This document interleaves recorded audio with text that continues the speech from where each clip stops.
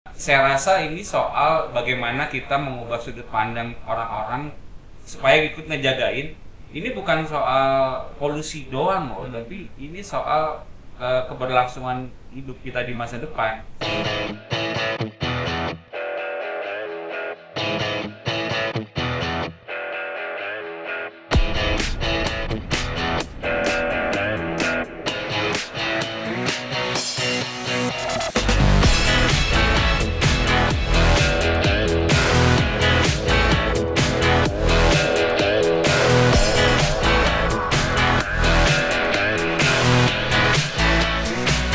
Halo sahabat KG, ketemu lagi di Polantas Podcast Lantai 17. Kali ini kita akan ngobrol-ngobrol tentang polusi dan keberlangsungan bumi. Pasti juga sahabat KG juga merasakan akhir-akhir ini kualitas udara dirasa kurang bagus ya. Buat yang sering berolahraga outdoor atau berkegiatan di luar ruangan pasti langsung merasakan bahwa udara ketika kita hisap juga sudah langsung terasa agak sesak ataupun terasa begitu kasar. Nah, kali ini juga kita akan membahas tentang apa sih efek dari polusi udara untuk keberlangsungan bumi. Nah, kita udah ditemani dengan sahabat kami, narasumber yang pastinya concern di bidang itu, pemerhati lingkungan, dan juga tidak pernah capek-capek beliau untuk terus menyuarakan tentang bagaimana kualitas udara, kualitas bumi kita, dan bagaimana menjaga bumi kita agar tetap lestari. Langsung aja kita kenalin Mas Didi Kasim dari National Geographic Indonesia. Gimana? Sehat Mas, Sehat, kabar? alhamdulillah sehat Mas. Baik, Mas Didi ini kayaknya Mas Didi ini kegiatannya cukup banyak ya sahabat KG ya. Beliau tuh keliling-keliling terus. Waktu itu sih setahu saya begitu banyak kegiatannya mobilnya Mas Didi menggunakan sepeda ya Mas Didi ya. Tapi Kebanyakan sekarang dia. masih Mas Didi ya? Masih sih, Masih ya.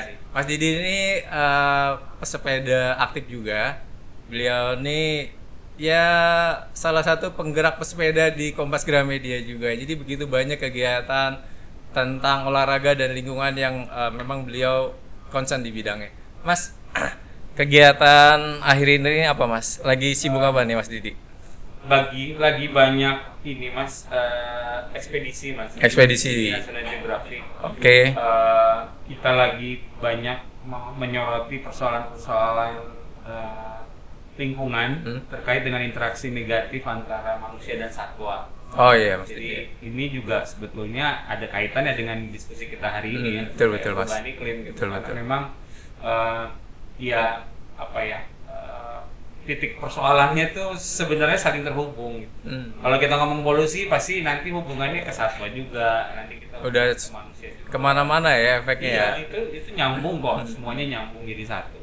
Ini memang kemarin kita baru menyelesaikan peliputan tentang pesut mahakam. Oh, Itu kan juga mulai punah ya. Mulai punah ya Mas Didi. Itu mungkin juga karena panas yang naik ya, panas bumi Panas atau dan polusi juga ya. Polusi suara.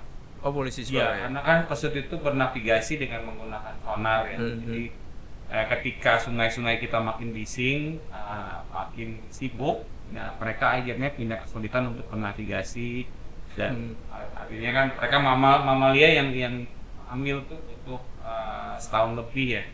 Nah, angka kematian sama angka kelahirannya nggak cocok tuh Mas. Oh gitu ya. Lebih banyak Terlalu banyak yang mati gitu ya pasti ya. Gitu. Nah itu kelihatan dari jumlahnya signifikan Mas pengurangannya untuk si ada beberapa pesut. upaya-upaya sih Mas sebenarnya, kayak misalnya setahun terakhir angka kematiannya bisa ditekan sih.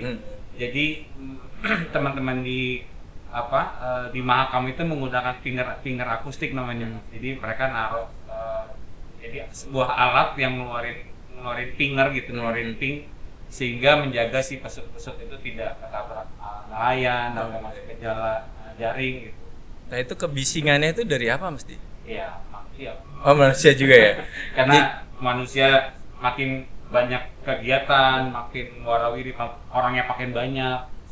8 miliar manusia ini kelihatan banget udah sangat terdampak sama pelosok-pelosok kita hari ini sih Mas. Jadi udah jarang kita di pelosok-pelosok aja kita udah bisa menemukan manusia banyak gitu.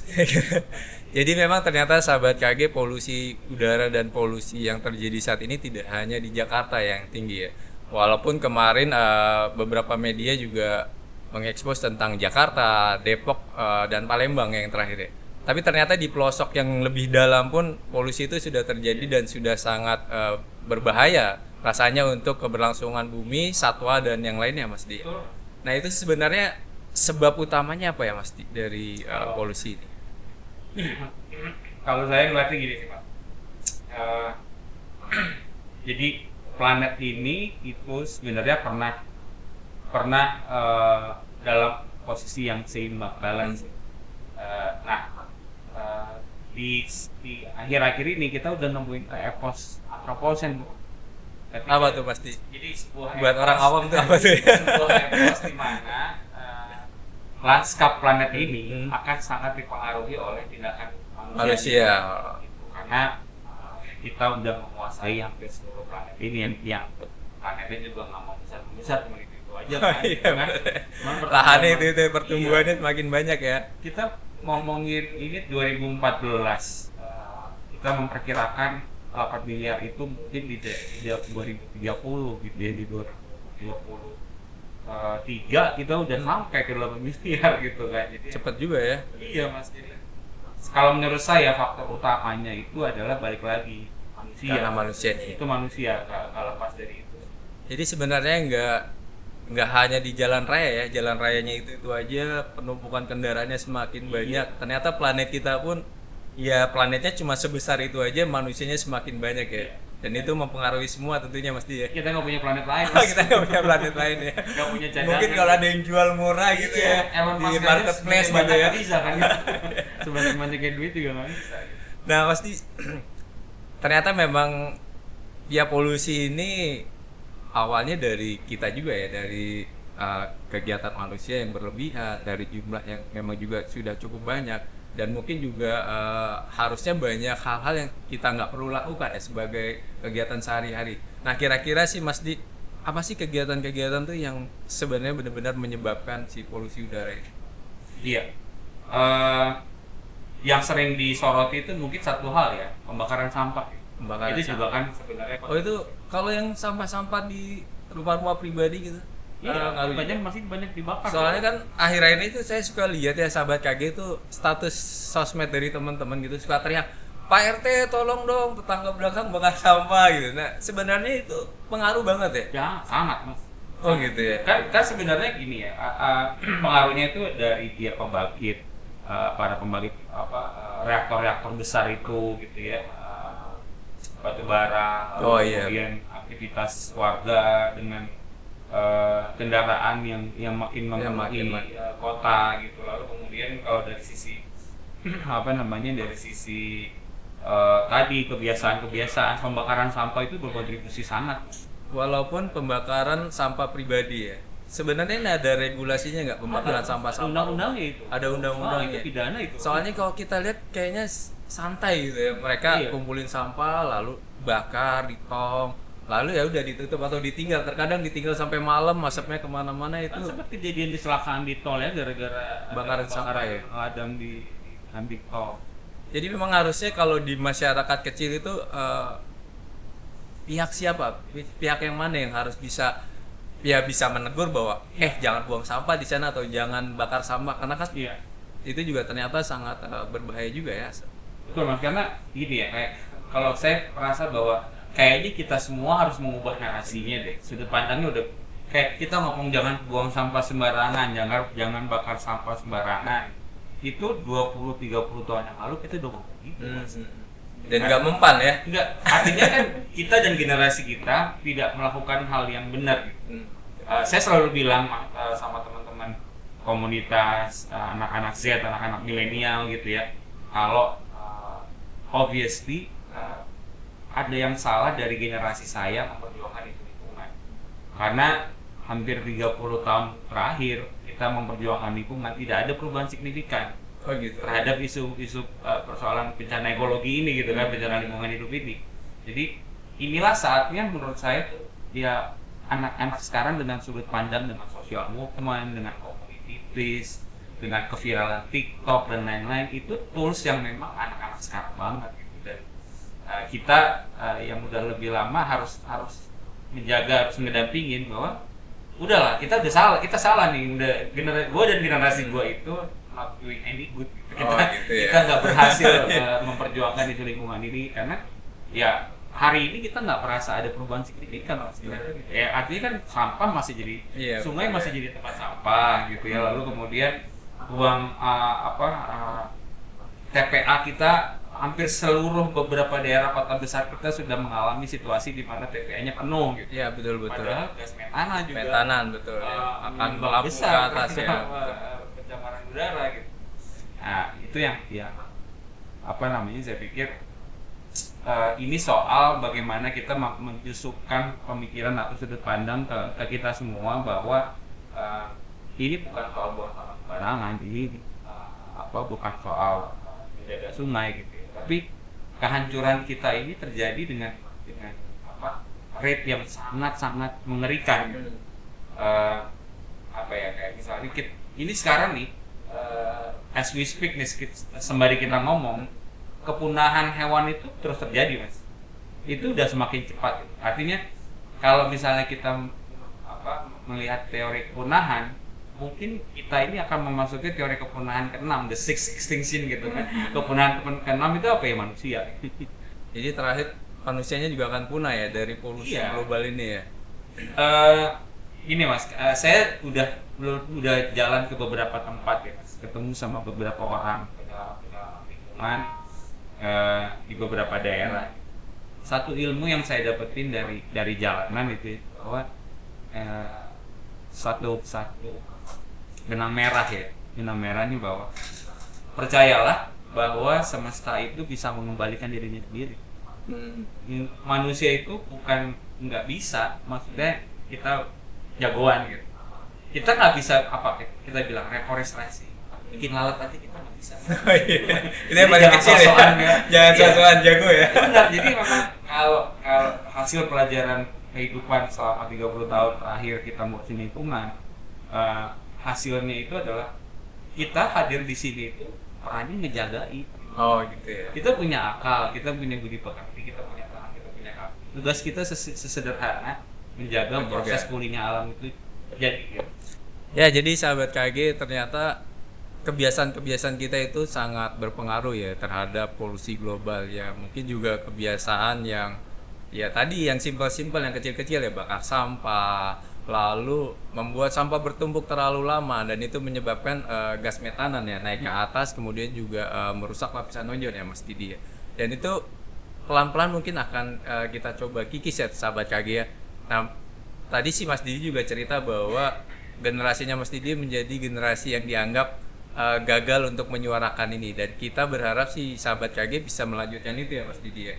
Tentunya dengan platform-platform sosmed ya, tadi TikTok. Jadi TikToknya mungkin lebih kepada TikTok lingkungan ya sekarang ya. Cara baru, sudut pandang baru kan. Cara baru, sudut pandang baru, mengemasnya dengan gaya muda gitu ya. Bertiktok dia, tapi tentu ada muatan-muatan peduli lingkungan yang disampaikan. Nah, kalau pengaruhnya ke polusi global itu seperti apa Mas? Karena kan kita ini warga dunia kan sebenarnya kan.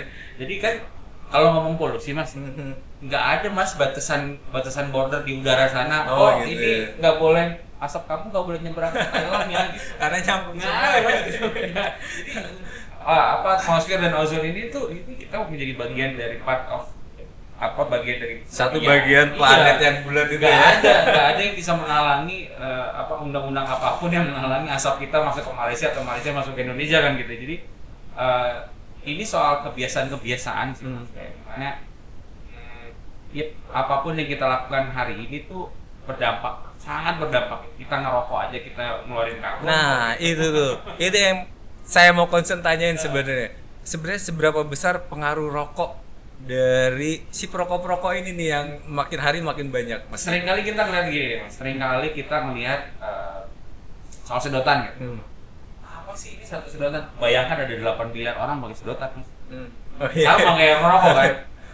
Kalau dalam waktu yang bersamaan, katakanlah ada 50% aja di 8 miliar, ada 4 miliar menyalakan korek sama-sama gitu. Oh iya. Nggak hanya dari rokoknya ya? Iya, ternyata dari nyalakan korek juga karbonnya udah keluar. Prinsipnya sama gitu. Saya rasa ini soal bagaimana kita mengubah sudut pandang orang-orang supaya ikut ngejagain. Ini bukan soal polusi doang loh, tapi ini soal keberlangsungan hidup kita di masa depan. sekarang di 2020 2050, kalau menurut penelitian mungkin anak-anak Indonesia bisa nggak melihat gajah Sumatera lagi. Ya, hilang kalau misalnya kita tidak Gajah yang sebesar itu aja bisa hilang ya. hilang mas, hilang. Sekarang itu tinggal beberapa puluh ekor lah. Jadi maksud saya itu ada yang harus dilakukan orang pedesaan, ada yang harus dilakukan oleh masyarakat urban. Misalnya pilihan transportasi, pilihan kita membangun rumah gitu ya, meminimalisir kebutuhan energi, lalu kemudian bagaimana kita bisa mix moda transportation kan gitu ya. Satu rumah diisi 3 keluarga, 3-3 pakai mobil gitu kan, kelar gitu ya. Jadi belum lagi parkirannya nggak ada gitu ya. Yang ingin saya katakan adalah kontribusi kita besar sekali, kontribusi kita terhadap polusi yang kemarin kita ngomong itu. Saya juga mau melihat bahwa kemarin itu kita banyak ya narasi yang beredar di media di mana-mana, kita menyoroti pembangkit, kita menyoroti regulasi. Tapi kayak saya merasa bahwa ada yang kurang ketika kita menyoroti diri kita sendiri. Betul. Jadi sahabat KG, ternyata ya kita mesti menyoroti diri sendiri ternyata ya. Jadi kita jangan teriak-teriak, ya bukan jangan teriak-teriak, boleh kita menyuarakan, tapi juga kita harus mengoreksi diri bahwa kebiasaan kita sehari-hari juga sebenarnya sangat berpotensi menjadi polusi yang berpengaruh pada global. Misalnya simpel aja ya, kayak deterjen gitu ya, satu hari itu pemakaian deterjen cukup besar ya, belum lagi plastiknya, dan itu menyambung terus semuanya menjadi polusi ya. Plastiknya ditumpuk menjadi sampah, sampahnya juga menjadi polusi. Kemudian juga mungkin belum banyak yang berpikir lebih luas tentang ya polusinya bisa bikin satwa lebih jadi hilang atau banyak ternak sekarang makannya di TPA mas. Gitu ya. Iya kan, jadi emang hampir sebagian besar limbah yang berada di TPA itu adalah sampah organik, sampah domestik rumah tangga ya. Kita tidak memilah, sesimpel sesederhana itu kita nggak melakukan itu. Ya walaupun sebenarnya dari pemerintah pun pernah ada anjuran untuk memilah sampah dibagi 3 kalau nggak salah ya Mas Dia, dibagi 3, lalu beberapa yang bisa dimanfaatkan kemudian didaur ulang atau dijadikan pupuk organik. Ya memang ujung-ujungnya ada beberapa sampah yang tidak bisa diapa-apain ya, seperti plastik kemasan, dan itu mungkin juga akan menumpuk di pembuangan sampah pada akhirnya. Kan itu kan balik lagi soal perilaku ya, artinya kan single use plastik itu ya diminimalisir lah penggunaannya. Saya tahu kita semua tuh kadang suka frustrasi ya, karena Mas kita udah milah tapi dicampur lagi. Maksud saya itu artinya kita kurang galak gitu. Kita kurang gede suaranya untuk meminta pemerintah regulasi menyiapkan fasilitas untuk bisa gimana caranya dari orang yang sudah memilah sehingga di sana tidak dikumpulin lagi, dijadi satu dan kemudian menumpuk dan tidak bisa diurai gitu ya. Jadi emang kalau kita di National Geographic tuh lebih nggak suka ngedorong ke regulasi, tapi lebih suka ngedorong ke ya udah kita bisa apa gitu. Gitu. Lebih Karena regulasi kita sendiri ya. Iya, karena kalau saya nunggu regulasi bisa jadi ini mau masuk tahun politik. Kita sudah sama-sama tahu bahwa beberapa pesta demokrasi yang kita lalui tidak ada keberpihakan terhadap lingkungan dari wakil-wakil kita. Jadi kalau kita nggak mendorong dari suara-suara akar rumput, keberpihakan itu nggak akan muncul. Jadi kalau kita mungkin bilang bahwa di Jakarta udah memilah sampah, Indonesia bukan Jakarta mas. Gitu ya. Banyak banget ya. Iya, Indonesia tuh. Dan di Jakarta aja juga belum tentu selesai ya permasalahan sampah ini ya. Jangan pernah menggeneralisir persoalan negeri ini hanya dari pandangan kita di Jawa, di Jakarta. Karena tempat-tempat lain masih ada persoalan. Jadi kalau tulisan jangan di rumah aja, Indonesia cukup luas tuh sebenarnya bukan hanya indahnya pariwisatanya ya, tapi permasalahan yang lebih berbahaya nih ya. Keberlangsungan hewan, tumbuhan, polusi. Nah, itu lebih penting sebenarnya ya Mas Dia. Kalau saya suka setuju sama celotehan anak-anak, main lo kurang jauh. Benar mas. Main lo kurang jauh. Yang jauh lihat di Indonesia. Benar. Kacamata yang lebih besar itu baru ketemu, baru persoalan gitu ya, baru ketemu. Sebenarnya banyak solusi-solusi yang dihadirkan oleh masyarakat tua, adat, tradisi gitu ya. Kayak misalnya di Papua itu ada namanya sasi. Sasi itu adalah orang masyarakat desa tidak boleh mengambil hasil laut dalam periode tertentu karena itu aturan adat dan itu dilakukan. Dan ternyata aturan adat itu juga setelah kita pelajari tentunya melindungi keberlangsungan juga ya, proses juga ya, konservasi juga. Betul. Jadi emang kita kayaknya lupa sama akar. Oh gitu. Kalau saya bilang kayak dulu kan kita biasa ya keluar dari mana-mana, orang tua kita sering sukaan kaki gitu ya. Kemudian dulu bahkan di rumah depan rumah tuh ada guci ya. Ada guci di tangan ya. Iya. Langsung baru nyampe cuci tangan itu. Modernisasi, urbanisasi membawa kita bukan makin maju tapi makin mundur buat saya gitu. Jadi beberapa hal-hal yang dianggap modern justru buat makin mundur ya. Iya, kita hanya melihat dulu kita kuno, tapi padahal mereka nggak melihat bahwa banyak pesan yang tersimpan dari narasi-narasi leluhur kita itu gitu ya. Jangan anak perempuan nggak boleh bangun siang nanti jauh jodoh gitu. Itu pasti ada sesuatunya. Zaman gitu. dulu cuy. Kalau sekarang dianggapnya cuma pamali aja ya. Siapa Buat bercandaan. perempuan yang bangunnya siang-siang gitu misalnya, atau jangan duduk di depan pintu. Ya iyalah kan kalau ngalangin. Karena waktu itu nggak ada lampu ya, nggak ada lampu terus kamu bolak-balik takutnya kesandung gitu ya. Iya makanya. Jadi memang ternyata ya orang-orang tua kita dulu tuh lebih aware ya sebenarnya terhadap lingkungan, terhadap semua hal yang keberlangsungannya tuh lebih panjang ya, umurnya lebih, lifetime-nya lebih panjang. Jadi nggak hanya sekedar mengeruk hasil bumi, nggak hanya sekedar melakukan sesuatu yang jep langsung tapi nggak dipikirkan efeknya selanjutnya ya. Karena leluhur kita lebih banyak hidup berkesadaran, conscious living-nya tinggi banget, biomimicking ya atau meniru alam itu masih dilakukan oleh para leluhur gitu ya. Biomimic, kemudian conscious living gitu ya, hidup berkesadaran itu masih di paham-paham yang masih dijalankan oleh sama leluhur kita gitu.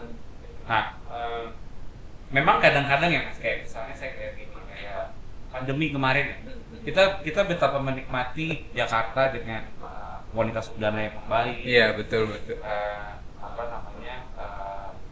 Lebih bersih, walaupun lebih banyak sampah styrofoam kan. Oh iya, makan online semua ya, stromat semua ya. Itu soalnya. Tapi kalau saya melihatnya, saya sedikit berbeda dengan mengatakan pandemi itu berkah. Saya melihat pandemi itu berkah karena gini ya mas, semesta itu, alam lestari itu dia ada satu titik dia akan menyimbangkan dirinya. Nah, polusi yang terjadi belakangan ini kan sebenarnya indikator dari alam. Sama kan mas, kalau kayak mau demam kan tahu ya, greges gitu nggak enak ya. Jangan berdebar. Iya, ada tanda-tanda badan kita ngasih tahu kita mau sakit. Sama alam ini kan juga sama, kayak polusi makin berat. Bahkan saya beberapa kali turun dari pesawat masuk ke Jakarta itu pekat sekali langitnya gitu. Saya rasa itu juga tanda tanda dari alam yang mengatakan bahwa kita mesti berhenti sebentar nih. Kamu harus ngasih kita ruang untuk kita memulihkan dirinya, karena dari sejarah manusia nih mas, ketika manusia tidak membiarkan alam untuk memulihkan dirinya, alam akan memaksa pulih. Kita pandemi itu pes bro. Terus kemudian tsunami Aceh, terus kemudian pandemi COVID, itu tuh ya sadar nggak sih kita sebenarnya itu pesan alam ya, buat alam ingin memperbaiki dirinya sendiri ketika manusia juga sudah tidak peduli lagi dengan kondisi ini ya. Jadi diberhentikan mendadak gitu ya, dipaksa gratis. Gitu ya. Udara kita gratis, kita tinggal di planet ini dengan segala macam kekayaan alamnya sudah diberikan sama alam segitu banyak. Sebenarnya banyak pelajaran yang diambil ya dari COVID kemarin ya. Benar sih, sepaham sih bahwa COVID itu memang ya boleh dibilang berkah ya. Di satu sisi udara lebih bagus, lalu keluarga juga lebih dekat ya. Jadi kan nggak kemana-mana tuh di dalam rumah. Dan juga banyak yang produksi anak baru ya waktu COVID itu. Jadi karena di dalam rumah tuh banyak kegiatan. Banyak ini mas, banyak profesi baru. Oh banyak profesi baru ya. Jadi guru, jadi segala macam kelas online, benar. Kemarin kita sempat dapat rekor muri itu untuk kita bikin pertunjukan wayang pertama kali secara daring. Oh, secara daring, betul ya, betul. Tapi kita bikin itu untuk supaya orang-orang wayang barata di Senen sana itu punya pendapatan. Oh iya. Kan hilang benar. pendapatannya, kan ada 250 Iya. orang tuh hilang pendapatan.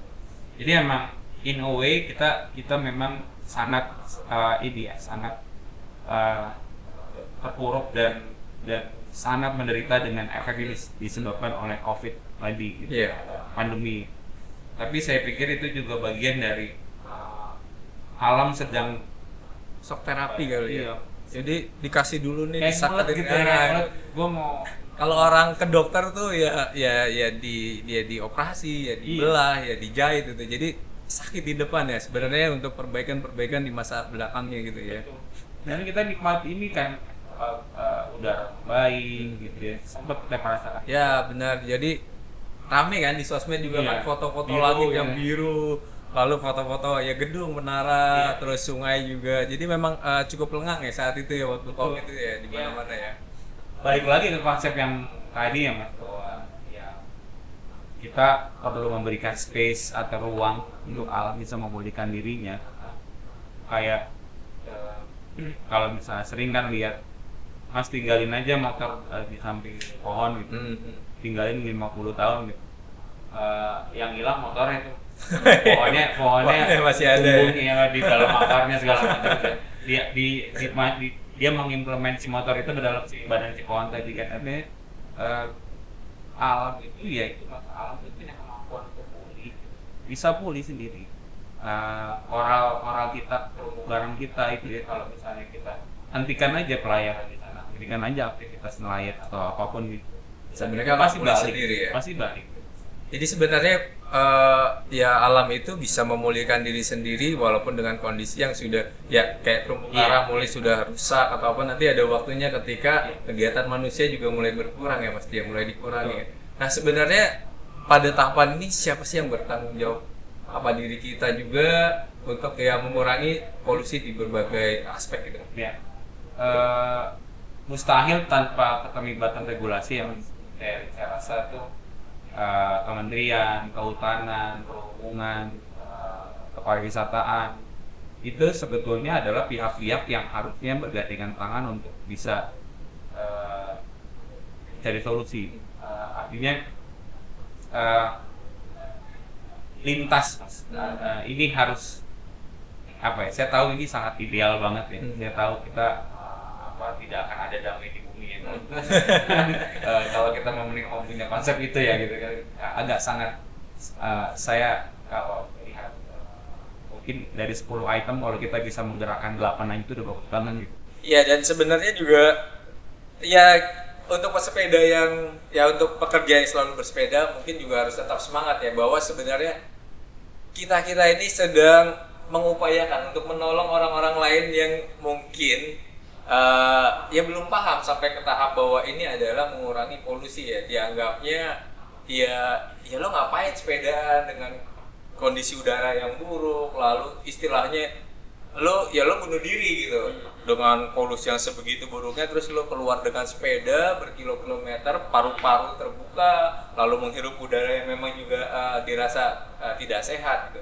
Padahal sebenarnya ya itu sangat imbas balik ya, maksudnya ketika semakin sedikit orang yang peduli itu, ketika semakin sedikit orang yang sudah tidak bersepeda lagi, otomatis polusinya juga akan semakin tinggi, semakin naik, dan itu juga pasti akan merusak semuanya Mas. Iya, karena terus kita sering gagal fokus gitu loh. Kayak isu sepeda gitu, kita gagal fokus sama isu tentang sepeda sebagai sport. Oh iya, jadi sebenarnya harus tegak moda transportasi ya sebenarnya. Kita fokus nggak di situ, harusnya yang kita perdebatkan, yang kita ributkan, yang kita kelahikan itu adalah pemberian ruang untuk warga melakukan aktivitas olahraga.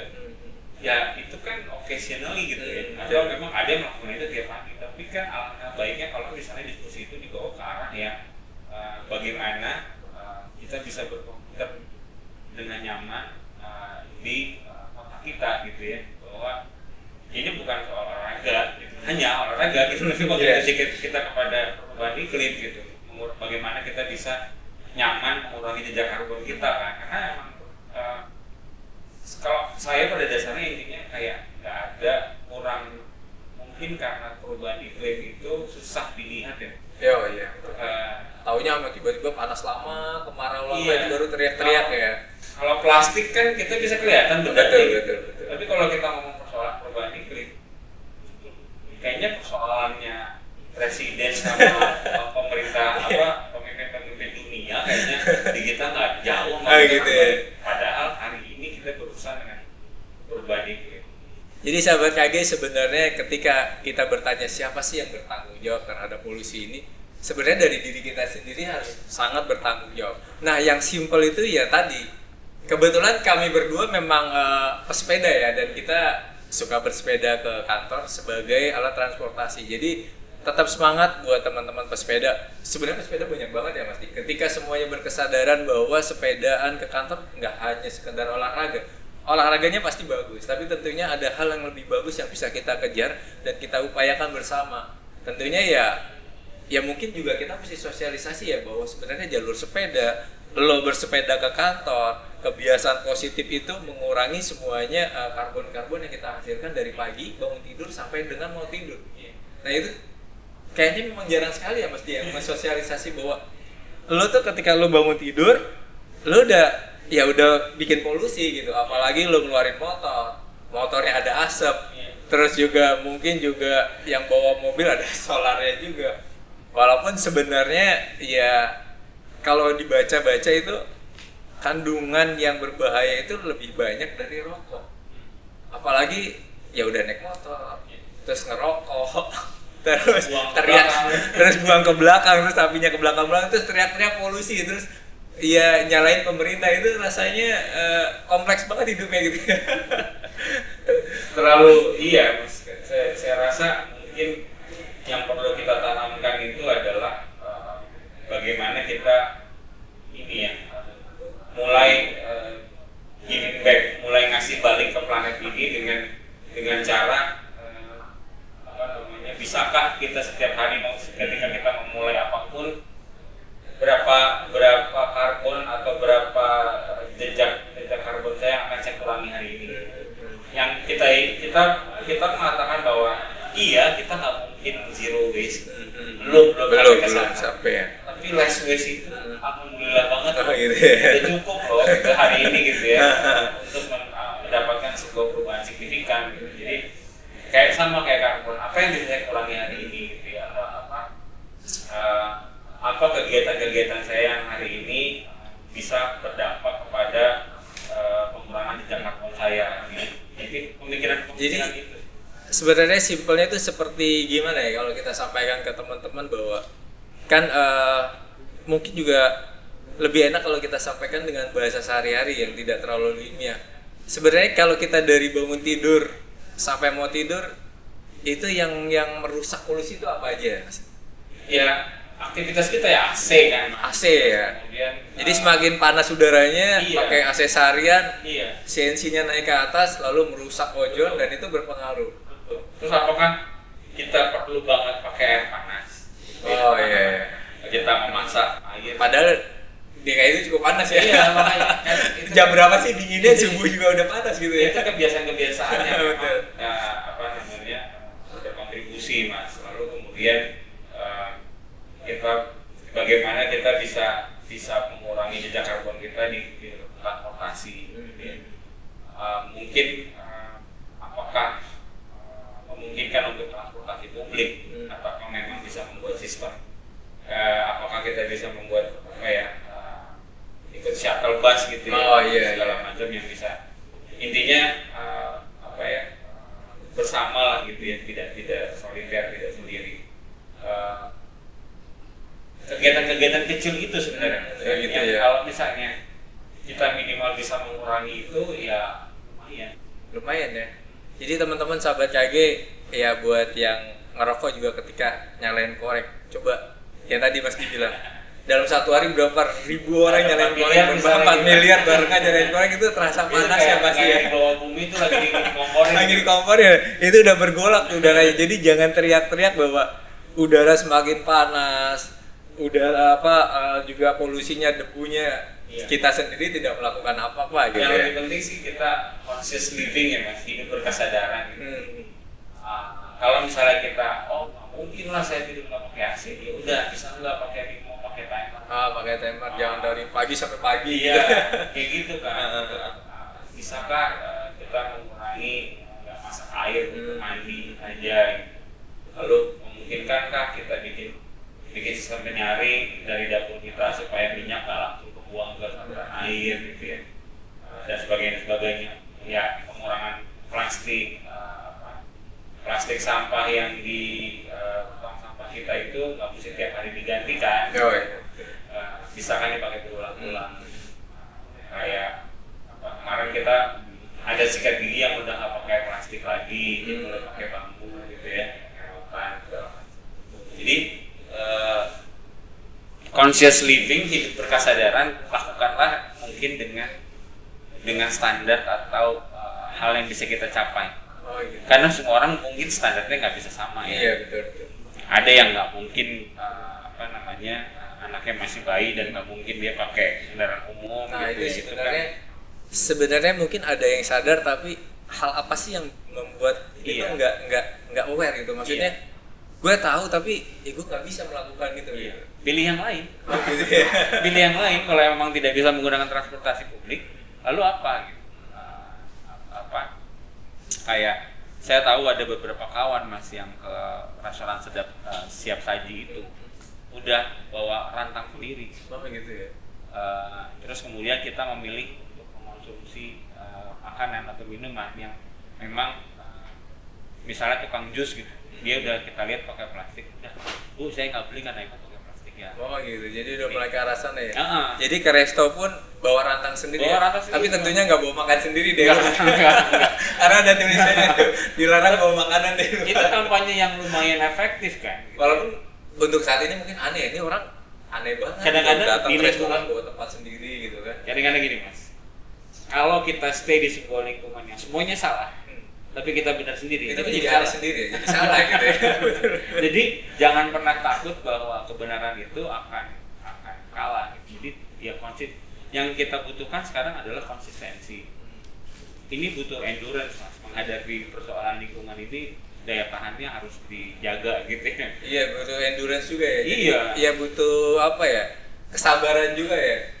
Untuk melakukan sesuatu yang berbeda itu perlu semangat tersendiri ya, konsisten juga. Untuk jadi yang minoritas lalu kemudian memperjuangkan pesan itu di seluruh society yang mengatakan itu salah, itu adalah perjuangannya sih. Ya, kita butuh konsistensi ada di situ. Nah, itu kan dari kita para individual ya, pribadi ya. Nah, kalau dari lingkungan misalnya kayak transportasi umum, seberapa besar sih kayak kayak angkot-angkot yang asapnya sudah tebal, yang mungkin juga minibus, yang kita kadang di belakangnya juga langsung muka kita itu sesak napas, batuk-batuk, itu sebenarnya seberapa besar mas? Apa memang ternyata itu kontribusinya juga sangat besar? Besar pasti mas, besar juga, tapi kan akan lebih berkurang kalau misalnya semakin banyak orang yang memakai fasilitas publik itu kan. Nah, ini mas, saya suka melihatnya dari sudut yang berbeda sih. Saya ngelihatnya bahwa ownership kita, kepemilikan kita terhadap fasilitas publik itu minim sekali. Gitu. Kita tidak menghargai fasilitas publik kita gitu. Dianggapnya kita udah bayar semena-mena aja ya. Iya, bukan punya kita ini gitu ya. Selesai naik ya udah selesai gitu. Kita nunggu angkot. Kita seenaknya aja kita nunggu angkot di mana kita mau berdiri gitu. Kan sudah ada disediakan tempatnya. Artinya itu kan menimbul kekacauan. Artinya banyak loh mas kemacetan yang terjadi di jalan-jalan ruas jalanan kita itu karena ketidaktertiban dan karena penumpangnya asal-asalan juga ya, semerawut juga ya. Iya, akhirnya berujung pada apa? Orang akan bertransportasi lebih lama. Iya, betul. Kita lebih memilih untuk gontok-gontokan nggak ngasih jalan, padahal kalau semuanya mengalir kayak gini gitu kan harusnya punya sistem gitu. Jadi kalau misalnya kita bisa menjamin jalanan kita tuh lebih cepat terurai, artinya lebih mengurangi lama berkendara dengan cara kita pengguna sarana transportasi publik juga mengerti dengan berkesadaran dengan apa. Jadi tiap 5 meter ada orang yang nunggu angkotnya berhenti 5 kali gitu. Jadi mungkin hal kepemilikan kita mas terhadap transportasi ataupun jasa fasilitas publik yang mungkin menurut saya masih sangat kurang gitu ya. Nah, kayaknya udah waktunya saya Kimung Suja dari Corporate Communication Kompas Gramedia izin pamit, dan juga Mas Didi dengan kesibukan yang begitu banyak ya. Mas Didi ini GM dan Chief Editor ya? National Geography Indonesia, yang tentunya ya kita tahu National Geography Indonesia bergeraknya di mana. Jadi jangan tanya lagi tentang bagaimana sih merawat bumi dan lingkungan ini, nah dia jagoannya. Nah untuk itu jangan lupa tetap kunjungi IG dari @kompasgramedia. Saya Kimung dan Mas Didi pamit undur diri. Terima kasih Sobat KG semuanya, sampai ketemu di episode berikutnya. Salam lestari. Salam lestari, thank you.